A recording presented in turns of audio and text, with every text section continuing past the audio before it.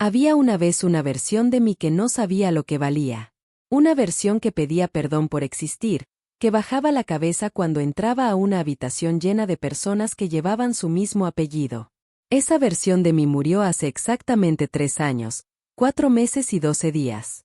Y lo que nació en su lugar, eso es lo que te voy a contar hoy. Me llamo Valentina. Y esta es la historia de cómo mi propia familia me destruyó, y de cómo yo los superé a todos. Crecí en una familia que tenía dinero. No una fortuna obscena, pero sí suficiente para que nadie pasara hambre, para que hubiera vacaciones en verano, para que mi madre llevara bolsos que otras mujeres del vecindario miraban con envidia. Mi padre era comerciante. Mi madre era el tipo de mujer que sabía exactamente cuánto costaba todo lo que tenías puesto. Y mis 2 hermanos mayores, Rodrigo y Sebastián, eran los príncipes de ese pequeño reino familiar. Yo era la pequeña, la que siempre llegó tarde a todo, la que nació cuando mis padres ya estaban cansados de ser padres. Desde niña sentí que era diferente. No en el buen sentido que te hace especial, en el sentido que te hace invisible. Cuando cumplí 19 años, conocí a Diego. Era un hombre sin apellido importante, sin dinero, sin contactos. Pero tenía una manera de mirarme que me hacía sentir que yo era lo más valioso del mundo. Y para una chica que había crecido sintiéndose el mueble viejo de la sala, eso era todo. Me enamoré. Profundamente. Irreversiblemente. Cuando lo presenté en casa, el silencio que siguió fue más elocuente que cualquier palabra. Mi madre lo miró de arriba abajo con esa sonrisa suya que nunca llegaba a los ojos. Mi padre le extendió la mano sin levantarse del sillón. Y Rodrigo, mi hermano mayor, simplemente se levantó y se fue a otra habitación. Sebastián fue el único que me habló con claridad esa noche, cuando Diego ya se había ido. Me dijo, Val, ¿qué estás haciendo? Ese hombre no tiene nada. Le respondí, me tiene a mí. Se rió. No de manera cruel, o eso quise creer entonces. Pero se rió. Me casé con Diego 6 meses después. La boda fue pequeña. Mis padres asistieron, pero se sentaron en la última fila como si fueran espectadores accidentales de algo que no les pertenecía. Mi madre lloró, aunque nunca supe si fue de emoción o de vergüenza. Nadie de mi familia ofreció un brindis. Nadie bailó. Se fueron antes de que sirvieran el pastel. Y así comenzó mi nueva vida. Los primeros años fueron difíciles de una manera que nadie te prepara para enfrentar. Diego trabajaba en construcción. Yo conseguí trabajo en una pequeña empresa de contabilidad. Vivíamos en un apartamento tan pequeño que la sala y la cocina eran la misma habitación. El colchón tenía un hundimiento en el centro que nos hacía rodar el uno hacia el otro cada noche, lo cual al principio nos daba risa, y después simplemente nos hacía dormir abrazados porque no había otra opción. Había meses en que contábamos los pesos para llegar al final de la quincena. Había semanas en que comíamos arroz con huevo porque era lo que alcanzaba. Hubo un invierno en que el calefactor se rompió y no teníamos dinero para repararlo, así que dormíamos con la ropa puesta. Nunca le pedí nada a mi familia. Ellos lo sabían. Y lo usaban. Las reuniones familiares se convirtieron en un ritual de humillación silenciosa. Mi madre aparecía con comentarios envueltos en azúcar que por dentro eran veneno puro. ¡Ay, Valentina, qué valiente eres viviendo así! Oh, Diego, ¿ya encontraste algo mejor? Porque Valentina merece estabilidad. O la peor de todas, dicha con esa sonrisa perfecta. Nosotros podemos ayudarles, ¿saben? Solo tienen que pedir. Ese solo tienen que pedir era una trampa. Porque cuando pedías, la deuda nunca era de dinero. Era de dignidad. Un día, durante el cumpleaños de mi padre, Rodrigo llegó con su nueva novia. Una mujer de familia conocida, con estudios en el extranjero y un padre que tenía negocios en 3 países. La presentaron como si fuera la solución a todos los problemas del universo. Mi madre la abrazó como si la conociera de toda la vida. Mi padre le preguntó por su familia, por sus planes, con esa atención que a mí nunca me había dedicado. Yo estaba sentada al otro lado de la mesa con Diego, y sentí algo que no había sentido antes. No era tristeza. Era algo más frío, más firme. Era decisión. Esa noche, Mientras regresábamos a nuestro apartamento pequeño y frío, Diego me tomó la mano en el taxi y me dijo, un día, Valentina. Un día esto va a ser diferente. No le respondí. Pero dentro de mí, algo se acomodó en su lugar como una pieza de rompecabezas que llevaba años buscando su sitio. Empecé a estudiar de noche. Contabilidad avanzada, finanzas, administración de empresas. Diego hacía horas extra para que pudiéramos pagar los cursos. Yo dormía 4 horas cuando era necesario. Leía en el metro, en el descanso del almuerzo, en las madrugadas cuando el apartamento estaba en silencio absoluto y solo se escuchaba la respiración de Diego durmiendo. Pasaron 2 años así. 2 años de sacrificio que nadie vio. 2 años en que mi familia seguía mirándome con esa mezcla de lástima y superioridad que ya había aprendido a usar como combustible. Entonces llegó el golpe que no esperaba. Mi madre me llamó un martes por la mañana. Su voz tenía un tono que yo no le conocía. Algo entre la frialdad y la urgencia. Me dijo que viniera a casa ese fin de semana. Que era importante. Que toda la familia iba a estar reunida. Fui sola. Diego tenía trabajo ese día y yo preferí ir así, sin escudo. Cuando llegué, vi los carros de Rodrigo y Sebastián estacionados afuera. Adentro, la sala tenía ese silencio tenso que precede a las tormentas. Mi padre estaba sentado en su sillón de siempre. Mi madre de pie junto a la ventana. Mis hermanos en el sofá, con esa postura de hombres que ya saben lo que va a pasar. Mi madre fue directa. Dijo que mi padre estaba enfermo. El corazón. Necesitaba una operación costosa. Los médicos hablaban de urgencia. Y entonces añadió, con esa voz suya tan calculada, necesitamos que hagas tu parte, Valentina. Sentí un frío que no tenía nada que ver con la temperatura de la habitación. Le pregunté qué significaba mi parte. Y entonces Rodrigo explicó, con esa calma suya que siempre me había parecido arrogancia, que los 3 hijos debían aportar una tercera parte del costo de la operación. Que era lo justo. Que era lo que hacían las familias. Quise reírme. Quise gritar. Quise preguntarles dónde habían estado esa noción de familia cuando yo contaba monedas para pagar el gas. Pero me quedé en silencio. Le pregunté cuánto era la cantidad. Me lo dijeron. Era exactamente lo que Diego y yo habíamos ahorrado en 2 años. Cada peso de cada hora extra. Cada sacrificio. Cada noche sin dormir. Mi lavant. Les dije que necesitaba tiempo para pensarlo. Mi madre me miró como si acabara de decir algo inaceptable. Rodrigo dijo, es papá, Valentina. No es momento de pensar. Salí sin decir más. En el taxi de regreso, no lloré. Eso me sorprendió. Solo miraba por la ventana y pensaba. Pensaba con una claridad que nunca antes había tenido. Cuando llegué al apartamento, Diego ya estaba en casa. Me miró y supo que algo había pasado. Lo conti to do. Se quedó en silencio un momento largo. Después me preguntó, ¿qué quieres hacer tú? Lo amé más en ese momento que en todos los anteriores. Le dije la verdad. Le dije que quería ayudar a mi padre porque, a pesar de todo, era mi padre. Pero también le dije que esto no podía repetirse. Que después de esto, yo iba a construir algo tan sólido que nadie jamás volvería a tenerme en esa posición. Dimos el dinero. Todo el ahorro. Sin condiciones, sin negociaciones, sin pedir reconocimiento. Mi padre se operó. Salió bien. En la habitación del hospital, cuando fui a visitarlo, me tomó la mano y me dijo, gracias, hija. Fueron las palabras más simples que me había dicho en años. Y sin embargo, sentí que encerraban algo que nunca antes había tenido de él. Pero lo que siguió después me confirmó que había aprendido mal a leer a las personas. 3 semanas después de que mi padre saliera del hospital, Rodrigo organizó una cena familiar para celebrar su recuperación. Yo llegué con Diego. Y durante esa cena, entre copas y risas y el ruido de la familia reunida, escuché sin querer la conversación que cambió todo.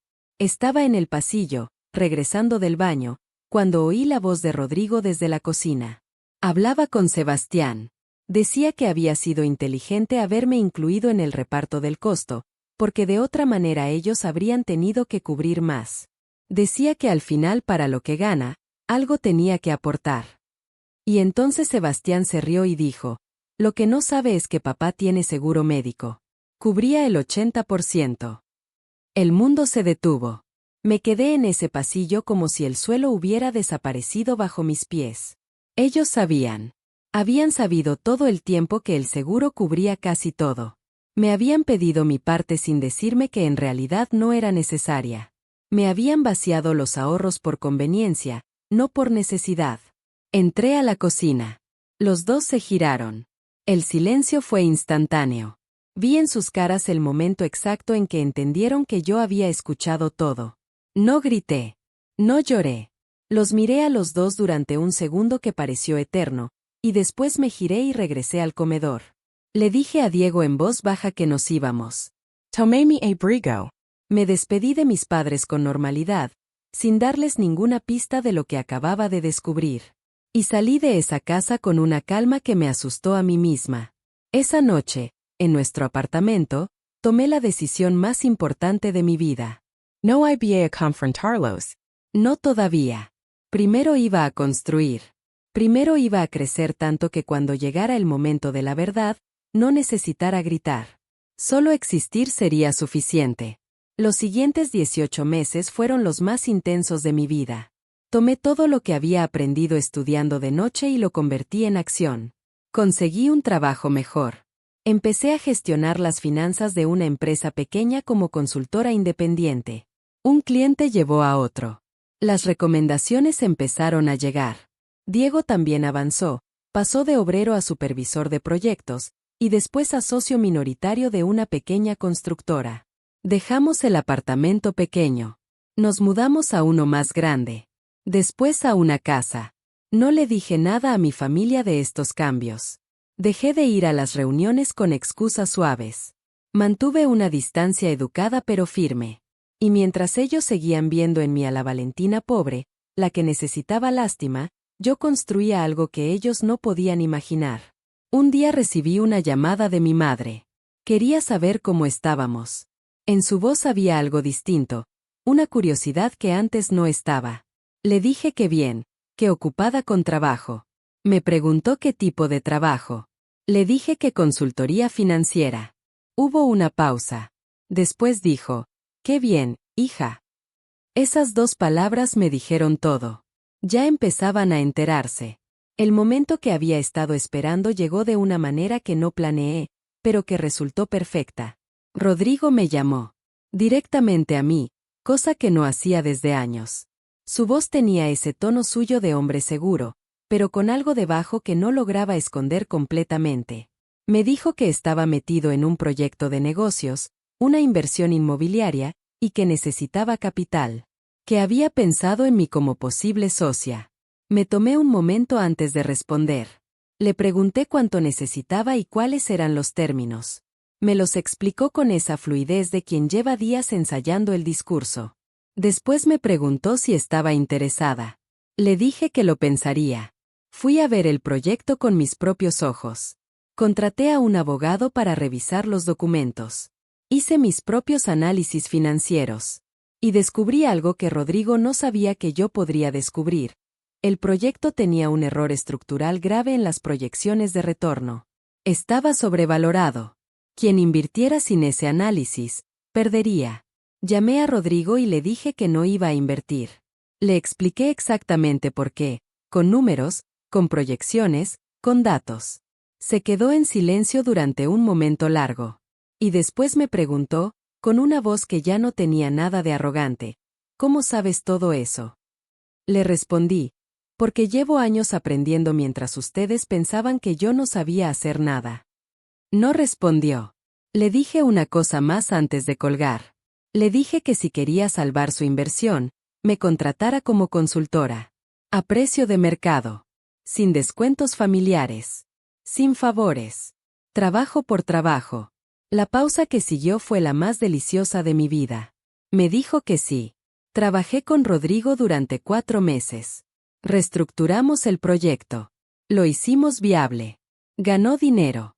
Y cada reunión, cada análisis, cada decisión que él tuvo que validar conmigo fue una pequeña victoria silenciosa que solo yo conocía en su profundidad. Al final de esos 4 meses, durante una reunión en su oficina, me miró con una expresión que no le había visto antes. No era el hermano mayor mirando a la pequeña. Era un hombre mirando a alguien que lo había superado, y que era suficientemente inteligente para saberlo. Me dijo, Valentina, no sabía que eras tan buena en esto. Le respondí, lo sé. La conversación con mis padres llegó después, de manera natural, en una tarde de domingo en que fui a visitarlo sola. Mi padre estaba más delgado desde la operación pero con una energía diferente, más tranquila. Mi madre preparó café y se sentó frente a mí con esa actitud suya de quien controla la conversación. Pero esta vez no la controlaba ella. Le dije que necesitaba hablar de algo que había descubierto hacía tiempo y que había guardado. Le conté lo que había escuchado esa noche en el pasillo durante la cena de recuperación de papá. Las palabras exactas de Rodrigo y Sebastián. El seguro médico. El 80%. Mi madre palideció. Mi padre bajó la mirada. No grité. No accuse. Solo expuse lo que había pasado con la misma claridad con que exponía un análisis financiero. Y al final les dije que lo había perdonado, no porque no hubiera dolido, sino porque cargar con eso me había costado demasiado. Que los quería, porque eran mi familia. Pero que la Valentina que ellos habían conocido, la que bajaba la cabeza, la que aceptaba la humillación disfrazada de ayuda, esa ya no existía. Mi madre intentó hablar. Le pedí que esperara. Le dije que lo que quería de ahora en adelante era simple, respeto. No admiración, no reconocimiento público, no una disculpa elaborada. Solo respeto. El mismo que le daban a cualquier persona que se ganara su aprobación por tener dinero o apellido. Hubo un silencio que duró lo que pareció una hora. Mi padre levantó la mirada y me dijo, tienes razón. 3 palabras. Simples. Sin adornos. Mi bastron. Hoy, 3 años después de aquella tarde en el pasillo, mi empresa de consultoría tiene 12 clientes activos. Diego y yo vivimos en una casa que compramos con nuestro propio dinero, sin un solo peso prestado de nadie. Tenemos una hija de 18 meses que se llama Elena y que me mira con unos ojos que me recuerdan cada mañana porque valió la pena cada noche sin dormir. Las reuniones familiares existen todavía, pero son diferentes. No porque mi familia haya cambiado completamente, porque la gente no cambia tan fácilmente, sino porque yo cambié. Porque entré a esas reuniones dejando de necesitar su aprobación, y eso cambió la dinámica de todo. Mi madre me llama ahora para pedirme consejos. Sobre inversiones, sobre administración. Rodrigo me recomienda a sus contactos de negocios. Sebastián, que al principio fue el más difícil de todos, me invitó el año pasado a hablar en una reunión de emprendedores que organiza en su empresa. Me presentó como mi hermana, una de las mejores consultoras financieras que conozco. No lloré en ese momento, pero casi. No porque necesitara su validación, sino porque me di cuenta de que la historia había llegado a un punto que yo nunca había planeado pero que era exactamente lo que merecía. No destrucción. No venganza de película, sino algo más real y más satisfactorio, la verdad, puesta sobre la mesa con dignidad, y una vida construida sobre base propia que nadie me podía quitar. Hay algo que aprendí en todo este camino que quiero decirte directamente, porque creo que es lo más importante de toda esta historia. La pobreza no es solo la falta de dinero. Es también la manera en que ciertas personas te enseñan a verte a ti mismo. Es el idioma con que te dicen, sin decirlo, que vales menos, que ocupas menos espacio, que mereces menos atención, menos tiempo, menos amor. Y el peligro más grande no es que esas personas existan. El peligro es que llegues a creerles. Yo les creí durante demasiado tiempo. Y el día que dejé de creerles no fue el día en que gané mi primer contrato importante, ni el día en que me mudé a una casa más grande. Fue aquella noche en el taxi, regresando de la reunión familiar donde me habían pedido mi dinero sin necesitarlo, cuando Diego me tomó la mano y me preguntó qué quería hacer yo. Porque alguien me preguntó lo que yo quería. Y eso me recordó que yo existía. Que tenía criterio. Que tenía valor independientemente de lo que mi familia hubiera decidido que era. Si estás leyendo esto ahora mismo y reconoces algo de tu historia en la mía, quiero que sepas una cosa. el rechazo que sientes hoy puede convertirse en el combustible que te lleve más lejos de lo que imaginas. No porque el dolor sea bueno, sino porque tú eres más de lo que cualquier persona, incluso tu propia familia, ha sido capaz de ver en ti. Construye. Aprende. Calla y trabaja cuando sea necesario. Y espera el momento en que no necesites decir nada porque tu vida dirá todo. Ese momento llega. Te lo prometo. Llegó para mí.